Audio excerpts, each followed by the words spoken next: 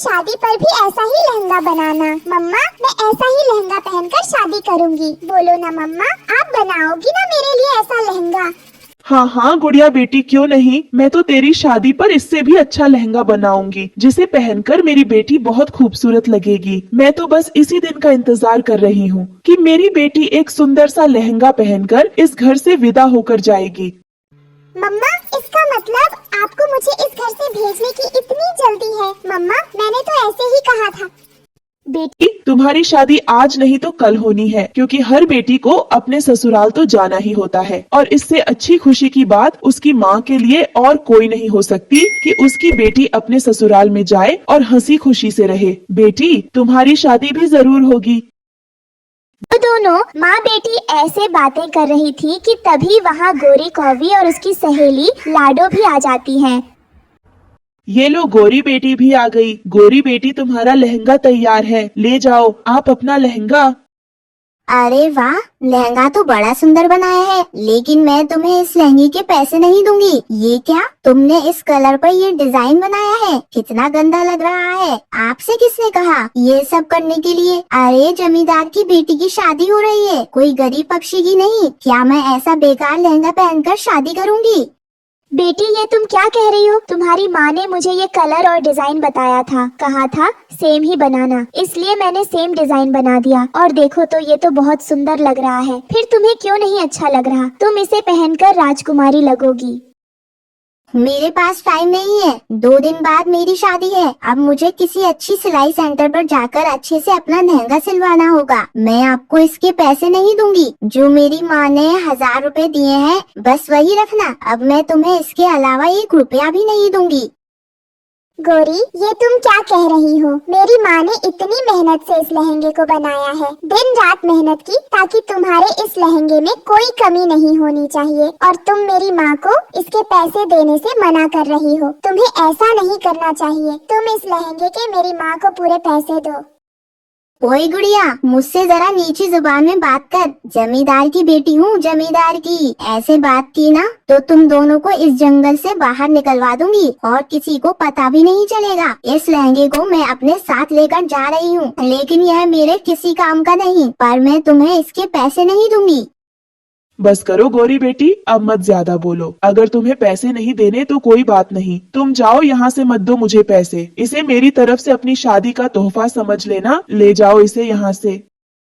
गोरी कौवी अपनी सहेली के साथ वो लहंगा लेकर वहाँ से चली जाती है। तब रास्ते में गोरी की सहेली लाडो चिड़िया उससे कहती है, गौरी, ये लहंगा तो बहुत सुंदर है, फिर तुमने इस लहंगे के उन्हें पैसे क्यों नहीं दिए? और वैसे भी तुम्हारी माँ ने तो तुम्हें पैसे देकर भेजा था ना, फिर तुमने उसे क्यों नहीं दिए? उन्होंने कितनी मेहनत से बनाया है इस ब्राइडल लहंगे को। तुझे मेरे साथ होटल में खाना खाने जाना है या नहीं? तुझे पता है ना कि मेरी माँ कितनी कंजूस है। वो मुझे पैसे नहीं देती, इसलिए मैंने मौका देखकर फायदा उठा लिया। यह गरीब तो कुछ कर नहीं पाएगी, इसलिए मैंने उसे पैसे नहीं दिए। वैसे ये लहंगा तो बहुत सुंदर है। इतना सुंदर लहंगा तो मुझे बड़ी बड़ी दुकानों में भी नहीं मिलेगा।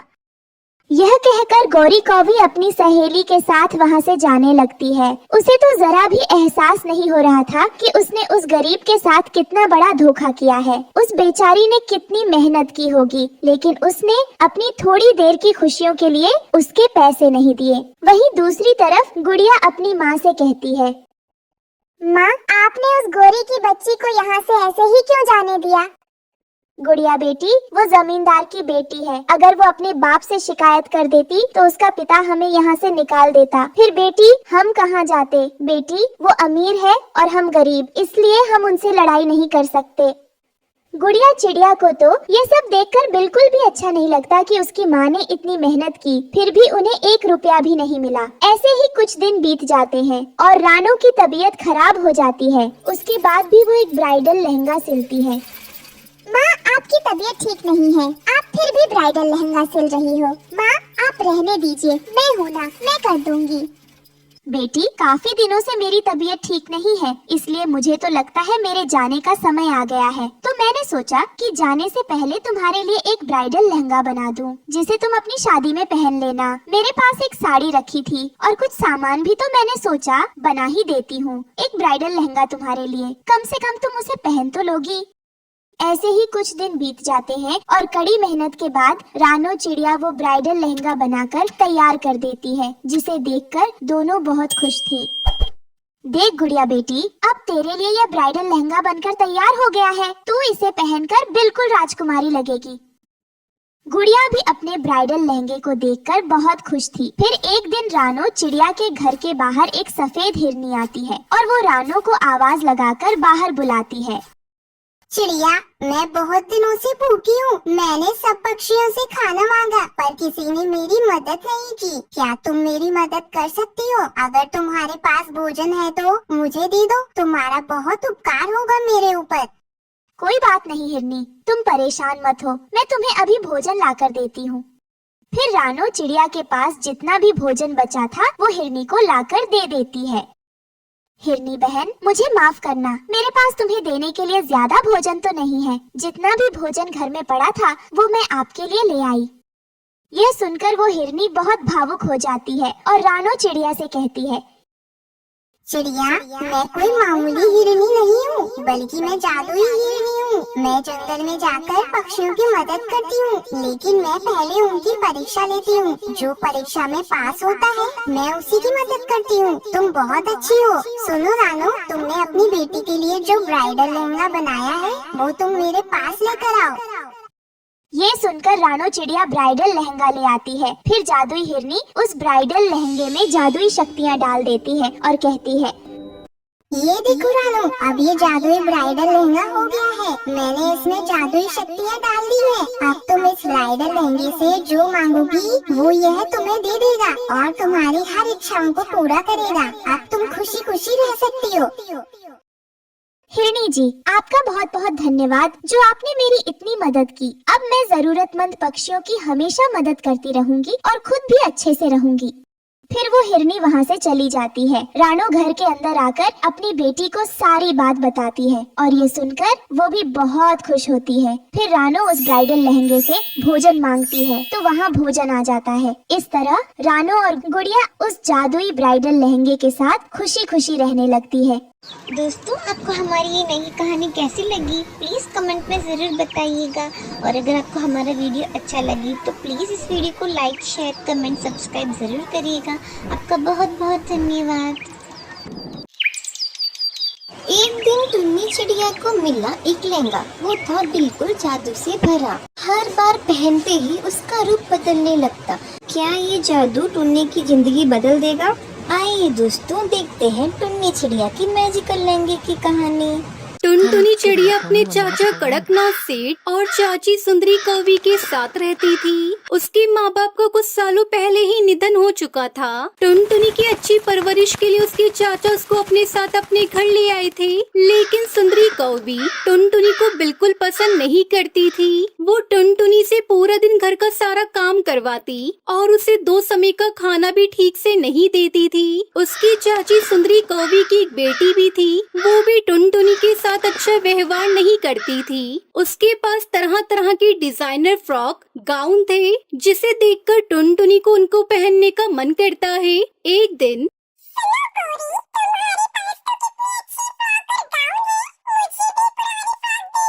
मेरे पास एक से बढ़कर एक ब्रांडेड फ्रॉक गाउन है, पर तुझे उससे क्या लेना देना? तू अपनी औकात बोल रही है क्या? तू इस घर की नौकरानी से ज्यादा कुछ भी नहीं है। जब देखो मुंह उठाकर मेरा सामान मांगने चली आती है। चलक जा यहाँ से, मेरा तो पूरा मूड ही खराब कर दिया। तभी टुनटुनी चिड़िया की चाची वहाँ आ जाती है। क्यों कलमुही, तेरी हिम्मत कैसे हुई मेरी बेटी से उसकी महंगी फ्रॉक मांगने की? घर के काम तो तेरे से ढंग से होता नहीं और फ्रॉक पहले की। चल जा, जाकर घर की सफाई कर। देखो तो फर्श कितना गंदा है। चलक जा यहाँ से। हम दोनों बाहर पार्टी में जा रहे हैं। कल का बचे वो खाना फ्रिज में रखा होगा, वही खा लेना। इतना बोलकर वो दोनों पार्टी में चली जाती है। इधर टुनटुनी चिड़िया को अपनी चाची की बातों को बहुत बुरा लगता है। वो अपनी माँ की तस्वीर के सामने बैठकर रोने लगती है।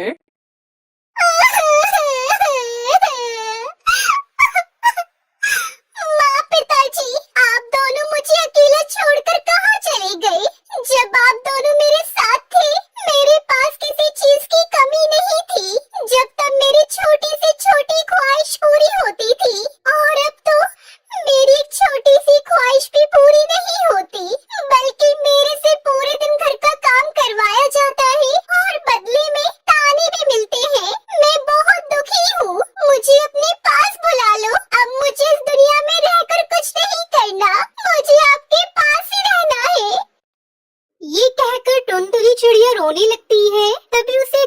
सुनाई देती है। सुनो टुनटुनी बेटा, टुनटुनी इधर उधर देखती है, लेकिन वो आवाज उसके माता पिता की तस्वीर से आई है। टुनटुनी मेरी प्यारी बच्ची, तू इस तरह रो मत, मुझे तेरी ये हालत अच्छी नहीं लगती। पापा, आप तस्वीर से बोल रही हो? मुझे तो विश्वास ही नहीं हो रहा। हाँ मेरी प्यारी बेटी, मैं तेरा पिता हूँ और मैं सब जानता हूँ कि तू कितनी दुखी है। मेरी प्यारी बेटी पर सुंदरी और उसकी बेटी कितना अत्याचार करती है, लेकिन अब मैं ये सब होते होते और नहीं देख सकता। मैं तुझे एक ऐसी जगह बताता हूँ जहाँ जाकर तेरी हर एक इच्छा पूरी हो जाएगी। ऐसी कौन सी जगह है पापा? आप मुझे कहाँ भेजना चाहते हैं जहाँ मेरी हर इच्छा पूरी हो जाएगी? बहुत दूर नदी पार एक कुआं है, वही उस कुएं के पास जाकर तुम अपनी इच्छा बताना, वो तुम्हारी अवश्य मदद करेगा। नदी के किनारे कुएं के पास चली जाती है और वो कुएं के पास खड़ी होकर यह कहती है कि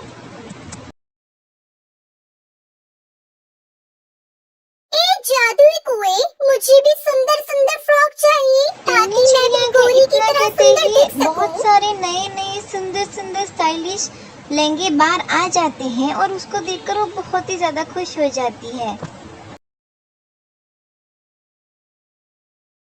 अरे वाह जादू कुएं, ये फ्रॉक और गाउन तो बहुत सुंदर है। आपका बहुत बहुत धन्यवाद।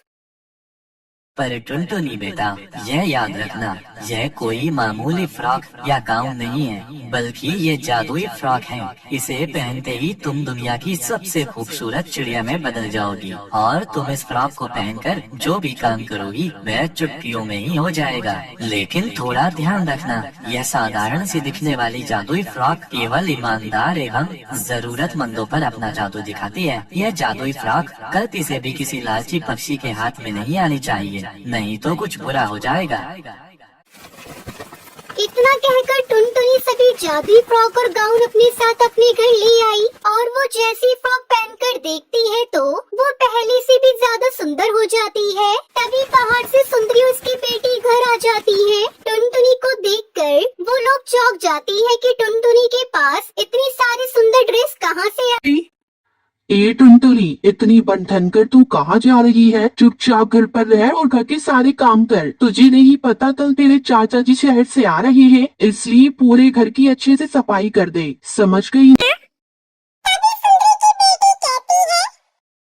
देखो तो माँ, इसने कितनी सुंदर फ्रॉक पहन रखी है। जरूर इसने ये फ्रॉक चुराई होगी और हमारे पैसों से खरीदी होगी। माँ इससे पूछो कि उसके पास ये फ्रॉक कहाँ से आई। नहीं नहीं चाची, मैं अपनी माँ का बक्सा खोलकर देख रही थी, उसी में ये फ्रॉक मुझे मिली। ओ महारानी, तेरी स्वर्गवासी माँ की सभी फ्रॉक कहाँ रखी है? मुझे दे दे अभी के अभी। टुनटुनी अपनी चाची की बात सुनकर डर जाती है और उसे याद आता है कि जादुई कुएं ने कहा था कि जादुई फ्रॉक किसी लालची पक्षी के हाथ ना पड़े, नहीं तो बहुत बुरा होगा। वो अपनी चाची का लालच पहचानती थी। टुनटुनी अपनी चाची को साफ साफ मना कर देती है। चाची, आप मुझे चाहे कितना भी मार ले, पर मैं वो फ्रॉक आपको नहीं दूंगी, क्योंकि वो मेरी माँ की आखिरी निशानी है। ये सुनकर सुंदरी को गुस्सा आ जाता है और वो टुनटुनी की बहुत पिटाई करती है और वहाँ से चली जाती है। फिर आधी रात को सुंदरी को भी चोरों की तरह टुनटुनी के कमरे में फ्रॉक चोरी करने जाती है। टुनटुनी ने उसे बहुत संभाल कर रखा था, लेकिन सुंदरी बहुत ही चालाक थी। वो फ्रॉक ढूंढकर अपनी बेटी को दे देती है। सुंदरी की बेटी बहुत ही खुशी से वो फ्रॉक पहन लेती है और जैसे ही वो फ्रॉक पहनती है उसके पूरे शरीर में खुजली होने लगती है। वो चिल्लाने लगती है, मेरा पूरा शरीर पे खुजली हो रही है, मुझसे बिल्कुल भी बर्दाश्त नहीं हो रही। ये कैसी फ्रॉक है माँ, जिसकी वजह से पूरे शरीर में खुजली हो रही है? सुंदरी पूरी कोशिश करती है कि वो जादुई फ्रॉक उतारने की, पर वो उतर नहीं पाती। तभी टुनटुनी चिड़िया वहाँ आ जाती है और अपनी चाची को सारी हकीकत बता देती है कि किस तरह उसके स्वर्गवासी माँ बाप ने उसको जादुई कुएं के पास भेजा था, जहाँ से वो जादुई फ्रॉक लेकर आई थी। सुंदरी सच्चाई जानने के बाद अपने किए पर बहुत पछताती है। टुनटुनी मेरी बच्ची, मुझे माफ कर दो। मैंने तेरे साथ कितना गलत व्यवहार किया, लेकिन तू हम माँ बेटी की सच्चाई जानती थी कि हम कितने लालची हैं, इसलिए तू हमें जादुई फ्रॉक नहीं दे रही थी ना। मुझे माफ कर दो। आज से मेरी एक बेटी नहीं बल्कि दो बेटियां हैं। सुंदरी कौवी कितना कहते ही उसकी बेटी के शरीर की खुजली मिट जाती है और उस जादुई फ्रॉक की मदद से टुनटुनी अपनी चाची के दिल में अपनी जगह बना लेती है और खुशी खुशी उनके साथ रहने लगती है। हेलो दोस्तों, अगर आपको हमारा वीडियो अच्छा लगा तो इस वीडियो को लाइक, कमेंट, शेयर, सब्सक्राइब जरूर कर देना। धन्यवाद।